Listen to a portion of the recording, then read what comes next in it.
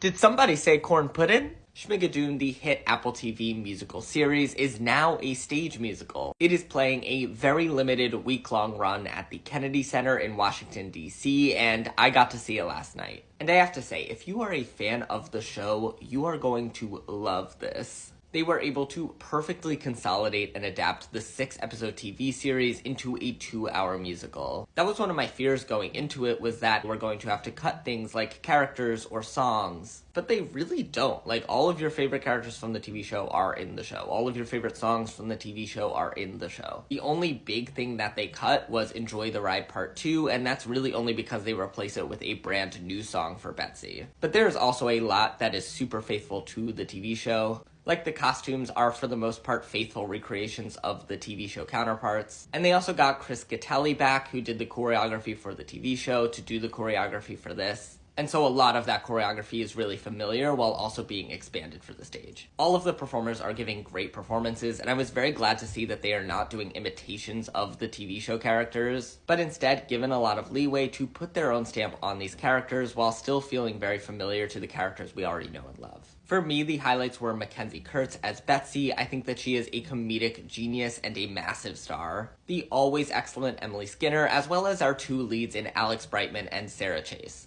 And there are some really fun surprises here that I think are going to surprise and delight fans of the show. And even if you're not a fan of the TV show, I do think that this show as a musical stands on its own. If you are not a huge fan of the old school golden age musicals, you may miss some of the references, but you'll still be able to follow the story just fine. And I think that's kind of the brilliance of Schmigadoon, both as a TV show and as a musical, which is you can come in with as much or as little knowledge as possible and still find a lot to enjoy with this show.